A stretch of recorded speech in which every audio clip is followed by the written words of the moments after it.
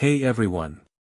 Today I want to share insights from Beyond the Pain by Modern Webster, a deeply compassionate book that helps us understand grief and disappointment as part of the human experience, and most importantly, shows us how to move through them toward healing and growth.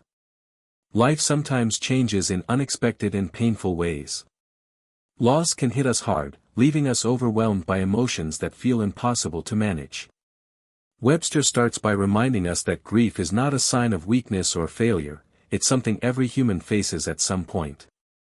This book is like a gentle companion, walking alongside you as you navigate through the fog of pain toward clearer skies. One of the first powerful ideas Webster shares is that grief doesn't come all at once, it arrives in waves. Some days, the pain might feel crushing, other days, it may ebb and allow space for lighter moments. She encourages us not to fight these waves or rush to get over them, but to really feel and honor each emotion as it comes. This patience and self-compassion set the foundation for true healing. Mindfulness plays a central role in Webster's approach. She teaches simple but powerful practices, like focusing on the breath, to help anchor yourself when emotions feel overwhelming. When you feel caught in the storm of grief, breathing deeply and intentionally can ground you in the present moment, giving you strength to face the pain without being consumed by it. Another transformative idea Webster explores is the power of narrative. The stories we tell ourselves about our loss shape how we experience it. Sometimes we get stuck telling a story of victimhood, hopelessness, or blame. Webster encourages rewriting these narratives, reframing your pain as a part of your growth story. This shift can be incredibly empowering, helping you reclaim control over your healing journey.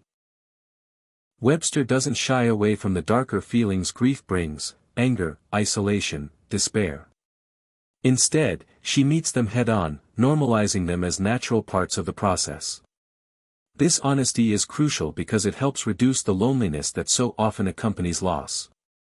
Feeling seen and understood, even by yourself, can be a huge relief.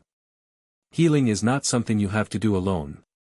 Webster emphasizes the importance of community and connection. Reaching out for support, whether friends, family, therapists, or support groups, is an act of courage and a vital part of recovery.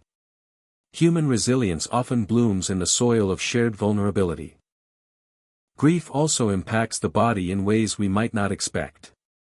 Webster highlights how emotional pain can cause physical symptoms: fatigue, tightness, restlessness. She encourages gentle self-care practices, such as mindful movement, restful sleep, and nourishing meals, to help restore physical and emotional balance during this fragile time. What's refreshing about Beyond the Pain is how Webster balances deep emotional insight with practical tools.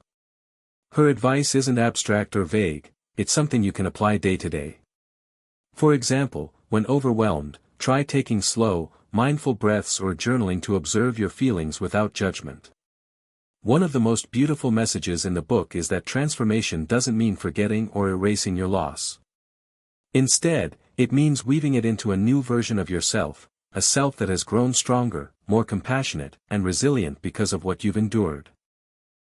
Webster invites us to practice gratitude, not as a denial of pain, but as a way to recognize life's ongoing gifts amidst sorrow.